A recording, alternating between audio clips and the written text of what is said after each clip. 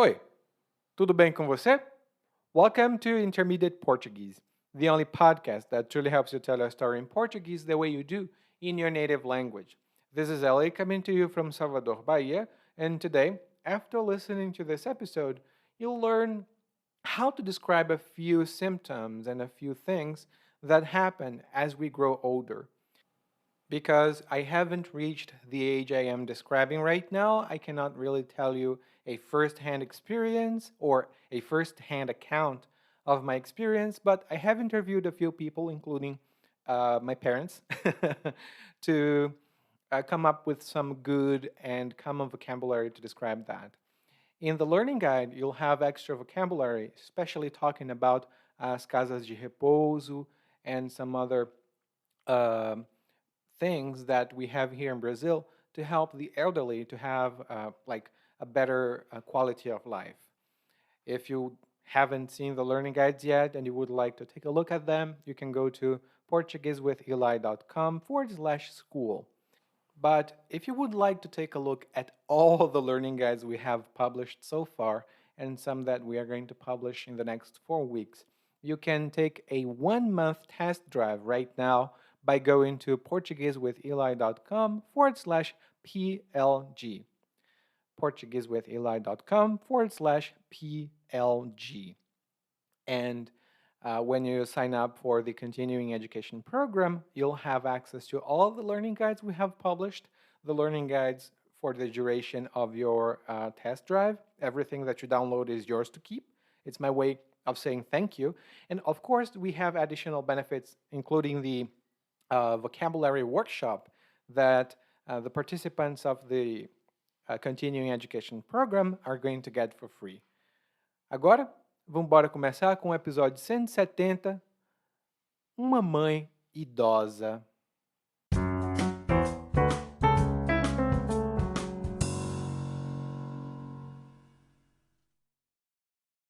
Minha mãe sempre foi uma mulher de fibra, mas de uns tempos para cá anda precisando de amparo. Depois que papai morreu, mamãe ficou muito abatida, mas segurou as pontas como pôde. Porém, essa desgraça, associada à idade avançada dela, acabaram deixando sequelas. Primeiro, mamãe anda muito avoada. Uma vez cheguei na casa dela e senti um cheiro de fumaça. Meu coração deu um pulo. Pensei que a casa estivesse em chamas. Arrombei a porta, corri para dentro e, quando vi, a mãe tinha colocado água para ferver e tinha saído. E manter uma conversa com ela está difícil. Ela está ficando muito esquecida. A memória falha aqui e ali, e ela vive perdendo o fio da meada. Começa uma frase, não termina, começa outra, não termina. Meu irmão mais novo diz que isso é o primeiro sinal de senilidade, que mamãe talvez precise ser internada numa casa de repouso. Minha irmã diz que isso é sintoma de Alzheimer e o melhor era levar a mãe para fazer uma bateria de exames. Sei que minha mãe ainda está com a cuca boa, apesar das dificuldades, e que não está gagá. Ela entende tudo o que a gente fala, talvez só não consiga responder com a mesma velocidade que costumava ter. E meus irmãos falam com a mãe como se ela fosse uma criança, com uma voz estranha e um jeito infantil. A mãe ainda não precisa de cuidados mais intensivos. Não precisa nem de fralda, nem de quem a ajude no banho. Está com uma dificuldadezinha de andar? Está. Mas nada que uma bengala ou um andador não resolvam. E quando ela precisar de mais ajuda que isso, a gente bem que podia contratar uma cuidadora. Mas meus irmãos são veementemente contra isso. Contratar uma babá para nossa mãe ficar em casa é um gasto impossível para eles.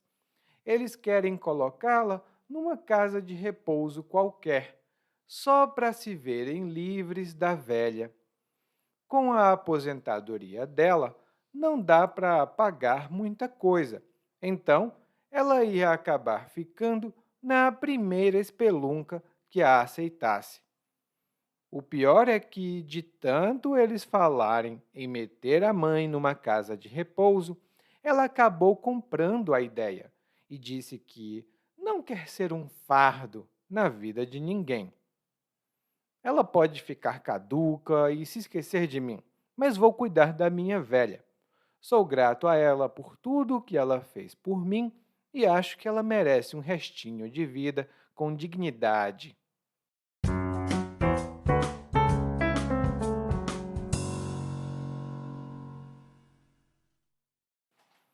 Bom, no episódio de hoje, o narrador conta um pouco da história da mãe dele. Ele começa dizendo que a mãe dele sempre foi uma mulher de fibra, mas de uns tempos para cá anda precisando de amparo. E logo no começo temos aqui três boas expressões.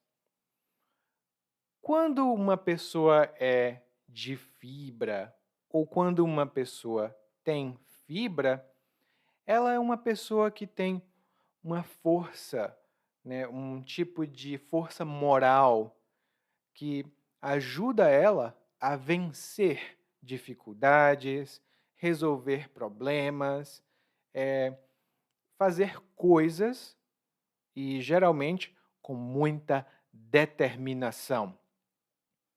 E um exemplo que eu posso dar é o de muitas mães que nós vemos aqui no Brasil e no mundo todo. Depois do divórcio, a Camila não tinha mais nenhum centavo, mas ela tinha muita força de vontade e muita fibra. Então, ela conseguiu sozinha cuidar dos dois filhos, ter uma carreira e conseguir sucesso. Não foi fácil, mas ela é uma mulher de fibra. Ela é uma mulher de fibra. É uma mulher muito forte. Como sempre, lá no nosso guia de aprendizagem, temos exemplos adicionais dessa expressão. A segunda expressão utilizada pelo narrador é de uns tempos para cá. De uns tempos para cá. Normalmente nós dizemos tudo junto. De uns tempos para cá. De uns tempos para cá. E isso significa recentemente. Num período que começa no passado e continua até agora. Por exemplo, antes, para mim, falar português era muito difícil, mas de uns tempos para cá consigo falar melhor. Isso porque pratico todos os dias. De uns tempos para cá, falar português ficou mais fácil porque eu pratico todos os dias. E realmente, se você praticar todos os dias, fica muito mais fácil no futuro. E a terceira expressão, que na verdade é uma palavra, é amparo. E amparo é uma ajuda, um auxílio que você dá a alguém que visivelmente precisa. É um tipo de apoio e pode ser um amparo emocional ou um amparo financeiro. E nós temos o verbo. O verbo é amparar. Por exemplo, depois que perdeu o emprego, ela foi para a casa dos pais procurar amparo. Ela foi procurar amparo na casa dos pais, ou seja, ela foi procurar apoio, provavelmente moral, emocional, mas também apoio financeiro. Ela foi procurar um amparo na casa dos pais.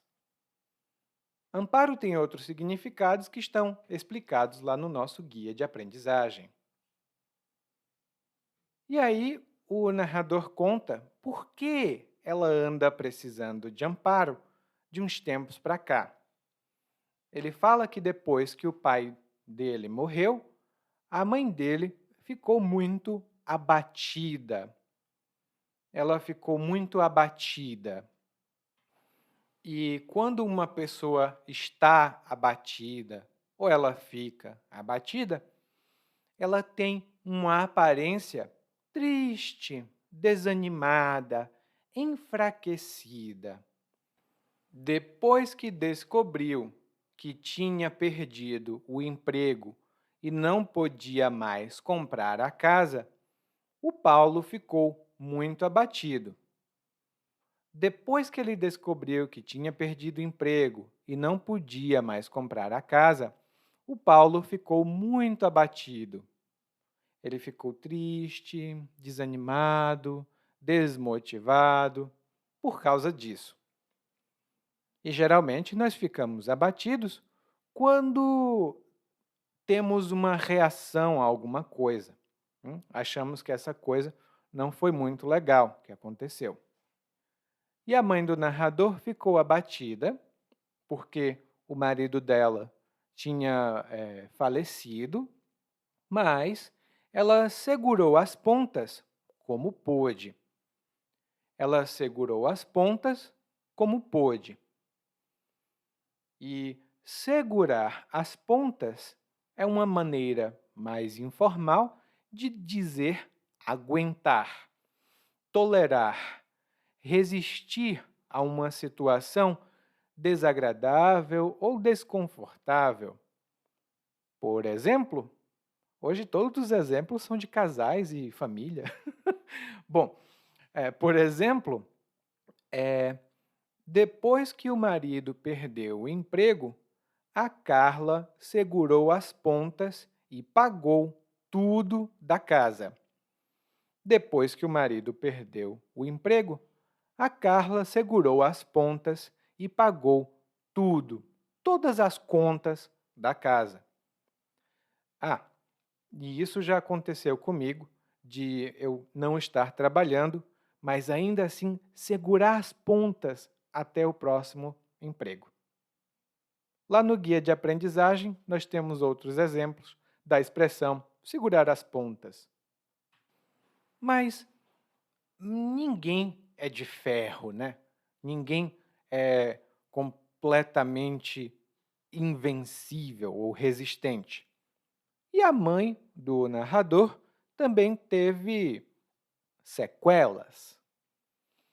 E sequela é o efeito, a continuação de um efeito, né?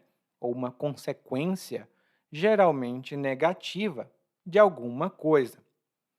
E agora o exemplo não tem casais, o exemplo tem esportes.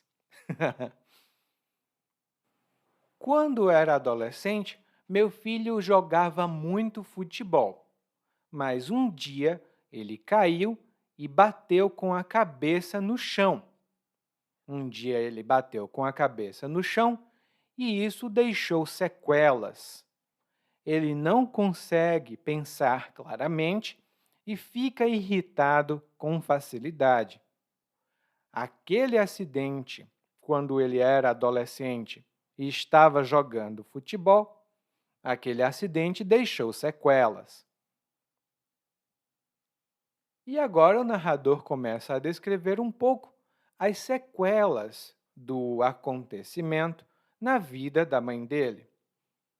Primeiro, ele diz que a mãe dele anda muito avoada. A mãe dele anda muito avoada.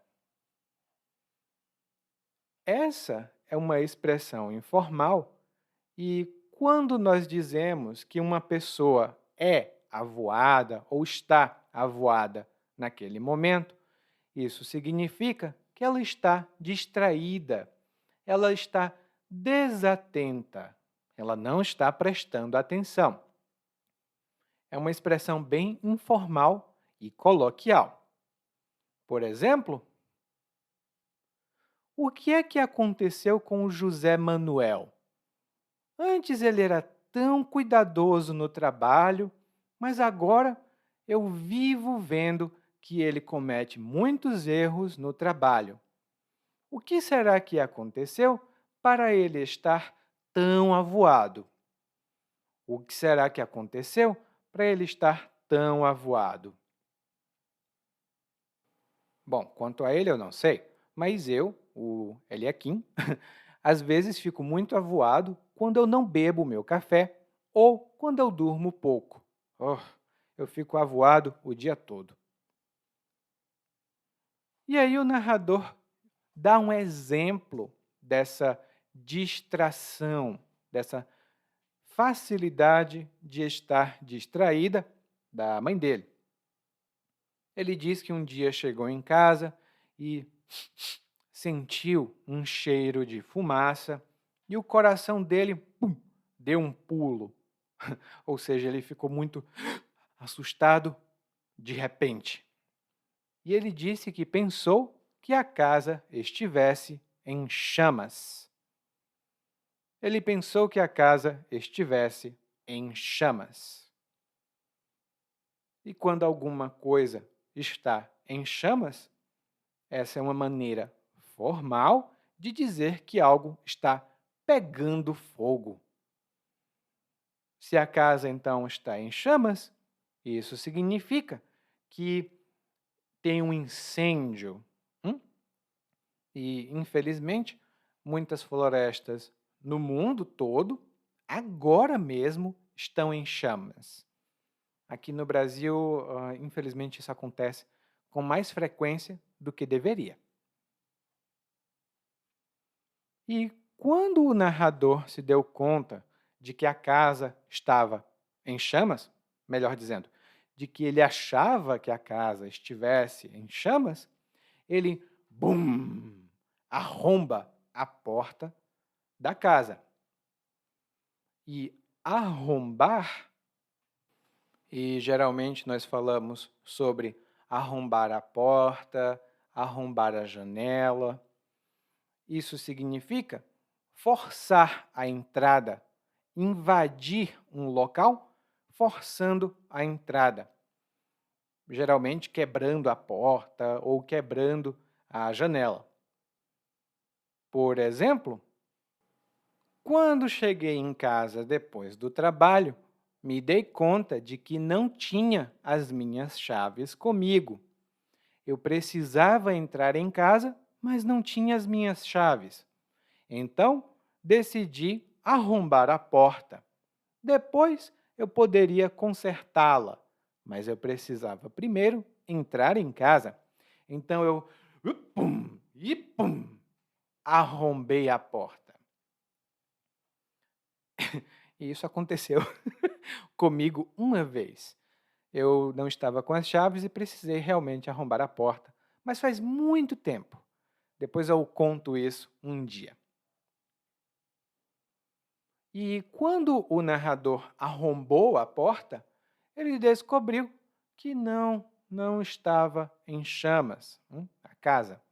Na verdade, a mãe dele tinha colocado água para ferver, ou seja, ela acendeu o fogo numa panela de água e saiu.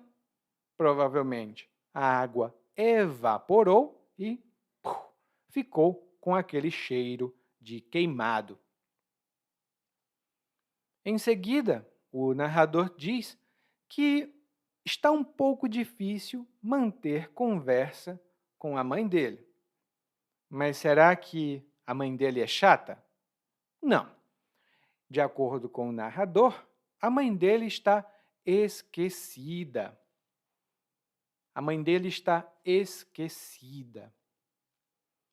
E quando alguém é esquecido ou está esquecido, isso não significa que outras pessoas não lembrem dele ou dela. Na verdade, uma pessoa esquecida é uma pessoa que tem dificuldade para lembrar das coisas. Ela se esquece com muita facilidade. Quando eu trabalhava à noite, eu era muito esquecido. Isso porque eu não dormia muito. Então, eu era muito esquecido quando eu trabalhava à noite.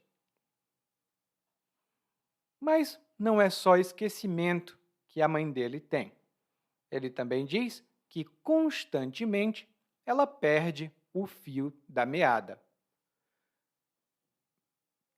Constantemente ela perde o fio da meada. E perder o fio da meada é uma expressão idiomática que significa perder a linha de pensamento. Você está pensando em uma coisa e, de repente, ah, o que é que eu estava pensando mesmo? Claro, isso também pode ser quando você fala. Às vezes eu estou falando e, de repente, o que é aquilo ali? Hã? O que é que eu estava falando mesmo, hein? Isso é perder o fio da meada. E quando eu converso com os meus alunos, se eu não estou preparado, com certeza eu vou perder o fio da meada. Mas isso acontece pouco. Hoje, antes acontecia mais. E aí ele fala que a mãe dele começa uma frase e não termina. E o irmão mais jovem, o irmão mais novo do narrador, diz que isso é o primeiro sinal de senilidade. Isso é o primeiro sinal de senilidade. E a senilidade é um processo que acontece no corpo da gente. As nossas capacidades intelectuais costumam ficar mais fracas ao longo do tempo. Quanto mais velhos ficamos, mais difícil fica lembrar de algumas coisas ou processar certas informações. Nem todo mundo tem isso, e claro, isso varia de pessoa para pessoa. É um processo que acontece naturalmente, determinado pelo corpo, pelo estilo de vida, pela genética. Mas, como aqui no Brasil, infelizmente, as pessoas admiram muito a juventude, em geral, não sempre, mas em geral, elas têm uma opinião negativa da velhice. Então, a palavra senilidade e o adjetivo senil, essas palavras carregam um significado negativo para muitas pessoas. Lá no nosso guia de aprendizagem, eu tenho uma pequena discussão sobre isso, que é o que a gente chama em português de preconceito contra idosos, ou etarismo. Etarismo. Vai estar tudo lá no nosso guia de aprendizagem. Então, quando o irmão mais novo fala que isso é o primeiro sinal de senilidade, isso significa que ele talvez tenha uma opinião negativa, tipo, a mamãe já não está tão bem da cabeça, é melhor fazer alguma coisa. E ele diz que talvez ela precise ser internada numa casa de repouso. E a casa de repouso é um tipo de lugar que oferece cuidados, atenção, geralmente atenção médica e também atenção social para os idosos. Quando eu era criança, eu lembro que falavam de asilo, é um asilo de idosos, mas Essa palavra é muito negativa falando nesse contexto. Hoje em dia, eu não escuto muito falar de asilo de idosos. Eu escuto falar de casa de repouso. Claro que vai ter gente que fala asilo, mas a palavra mais usual é casa de repouso ou lar de idosos. Também lá no guia de aprendizagem vamos ter algumas informações sobre isso. Hum?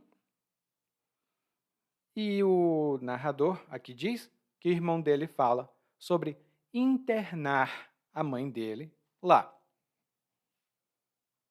Talvez internar não seja a palavra melhor aqui, porque internar normalmente é uma coisa que se faz no hospital. Então, alguém sofreu um acidente e vai ser internado no hospital. A gente também podia dizer internar num asilo, mas, como eu disse, já não é uma palavra tão comum. Então, provavelmente seria dar entrada numa casa de repouso. Mas o irmão do narrador não pensa nesse tipo de significado. Hum? A irmã do narrador tem outra opinião. Ela fala que esse esquecimento, essa distração, são sintomas de Alzheimer. E Alzheimer é uma doença degenerativa no cérebro. Ela acontece no cérebro, né? E a irmã do narrador não está muito segura. Então ela diz que é melhor levar a mãe para fazer uma bateria de exames. E uma bateria de exames são vários exames. São um conjunto de exames que geralmente a gente faz para ter uma noção de como está a situação geral de uma pessoa. Uma bateria de exames pode incluir exame de sangue, exame de urina, exame de fezes, teste de glicemia, muitos exames diferentes para detectar algum problema ou para ter certeza da saúde de alguém. Bateria tem outros significados que estão lá no nosso guia de aprendizagem. E o narrador diz aqui: sei que minha mãe ainda está com a cuca boa e que não está gagá. Sei que minha mãe ainda está com a cuca boa e que não está gagá. E a cuca é uma palavra informal para cabeça. Geralmente é nossa mente. Se alguém não está muito bem da cuca, isso significa que essa pessoa está tendo algum tipo de transtorno ou problema na cabeça. É uma palavra muito informal, então a gente às vezes usa como brincadeira ou como insulto. Por exemplo, chamar alguém de lelé da cuca é dizer que alguém é doido. É um tipo de insulto, mas é um insulto infantil. E uma pessoa cuca fresca? Não vou contar para você aqui. Mas tente perguntar aos seus amigos brasileiros o que é que significa quando uma pessoa tem a cuca fresca ou é cuca fresca. Hum? E a resposta também está lá no nosso guia de aprendizagem. E gagá é uma palavra negativa e bastante informal que significa, quando a gente diz que uma pessoa é gagá, ou então está gagá, isso significa que aquela pessoa já não tem mais as capacidades intelectuais porque está velha demais. E quando eu era criança, eu lembro que os meus pais falavam da minha avó e ela já está um pouco gagá. Hum? É uma palavra negativa, mas é muito informal. Então, as pessoas, os amigos, usam essa palavra, às vezes, para descrever uma pessoa muito eh, idosa e que já não se lembra muito bem das coisas. Inclusive, a minha mãe e o meu pai, minha mãe principalmente, ela é muito brincalhona, ela faz muitas brincadeiras, e quando ela não se lembra, por exemplo, ela vai chamar o meu nome, ela chama o nome do meu irmão mais velho, o nome do meu outro irmão, e então ela se lembra do meu nome correto. E eu digo, mãe, eu sou o Eliakim. E ela diz, eu sei, meu filho, é porque eu já estou gagá. É, é muito típico dela dizer isso. Bom, e o narrador diz aqui que sabe que a mãe dele está com a cuca boa e que não é gagá, ela ainda não está gagá. Talvez ela precise de ajuda. Ele fala então que ela não precisa de cuidados intensivos. Não, não precisa de fraldas, nem de ajuda para tomar banho. E a fralda, normalmente a gente usa a fralda no bebê, mas também adultos podem usar fraldas quando eles têm algum tipo de incontinência. Às vezes, por um problema biológico, ou um acidente, ou talvez até mesmo um tipo de remédio, né, faça com que a pessoa tenha incontinência. Então, ela precisa de uma fralda para não se sujar. Hum? E o narrador diz então: ah, tudo bem, ela está com problema de locomoção. E no caso aqui, o problema de locomoção é que ela está com dificuldade de andar. Mas ela pode usar uma bengala ou um andador. E a bengala é um bastão. Antigamente era feito de pau, essa bengala, mas hoje em dia ela é feita com material bem resistente. E as pessoas podem usar a bengala para se apoiar de pé, né, para ficar de pé, e poder caminhar com menos dificuldade. A gente segura a bengala só com uma mão. Antigamente, a bengala era um item de luxo, era uma coisa chique ter uma bengala para os homens. Hoje em dia, é uma necessidade para muitas pessoas. A outra coisa de que o narrador fala é o andador. A bengala a gente segura só com uma mão e ela é só um bastão. Já o andador é um tipo de equipamento que você se apoia nele com as duas mãos e ele tem 4 pernas, como se fosse uma mesa. E ele oferece maior apoio, ou seja, ele oferece maior segurança para caminhar.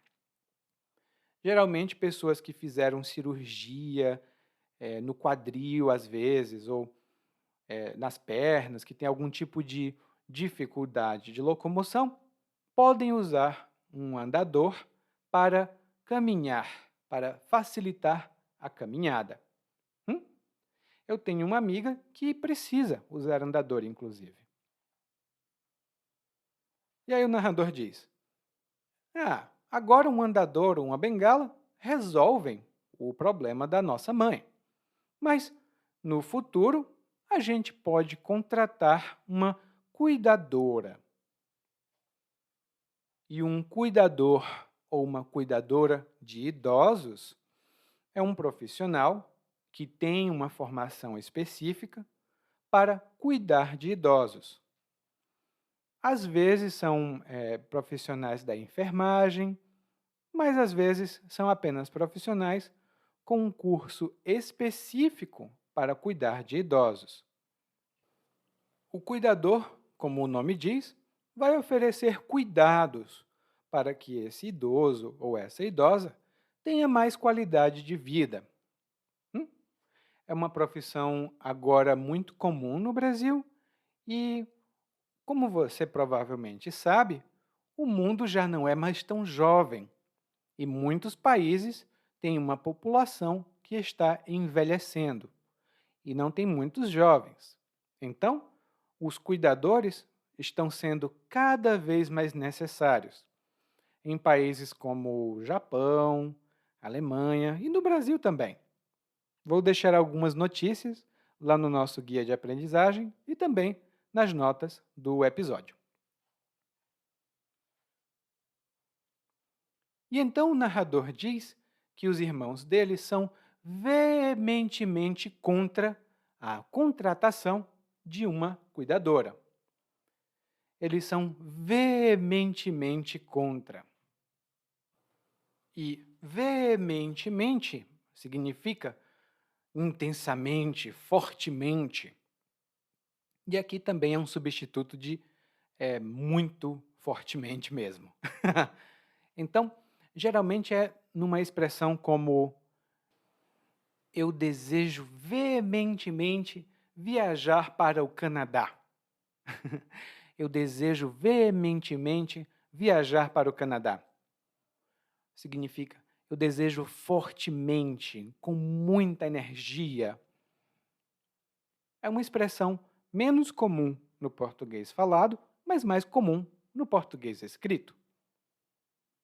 E lá no guia de aprendizagem, claro, temos outros exemplos da palavra veementemente.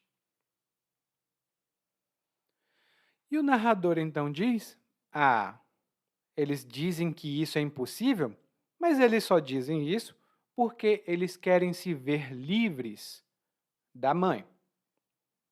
Eles querem se ver livres de alguém. Da mãe deles, né? Na verdade, não de alguém.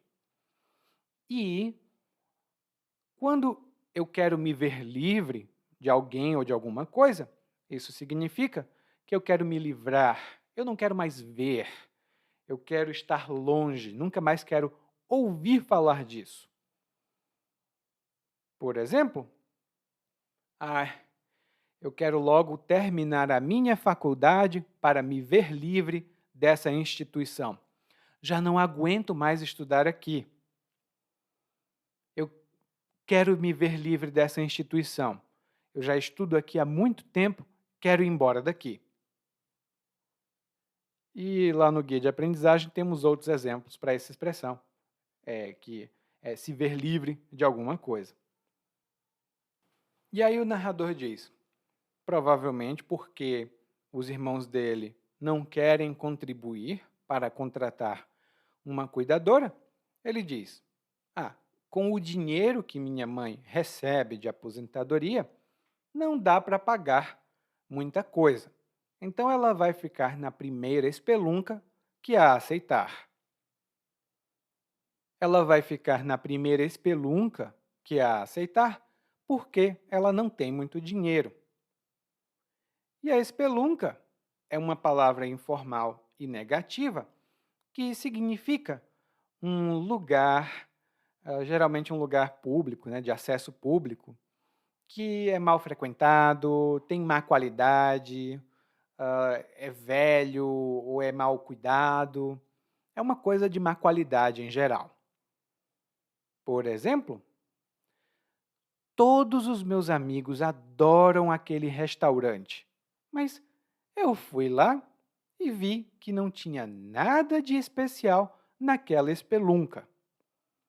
Eu fui lá e vi que não tinha nada de especial naquela espelunca.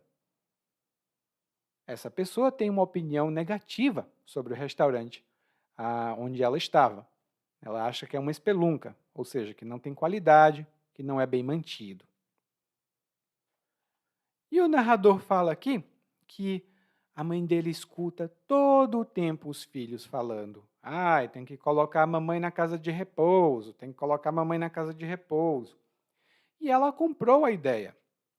Ou seja, ela aceitou a ideia e disse que não quer ser um fardo na vida de ninguém. Um fardo é um incômodo, uma coisa difícil que precisa ser carregada. Ela geralmente não é útil e é pesada. E um fardo também exige atenção e responsabilidade. Por isso que quando ela diz, eu não quero ser um fardo, ela não quer que os filhos se preocupem com ela, porque ela já não se acha tão útil.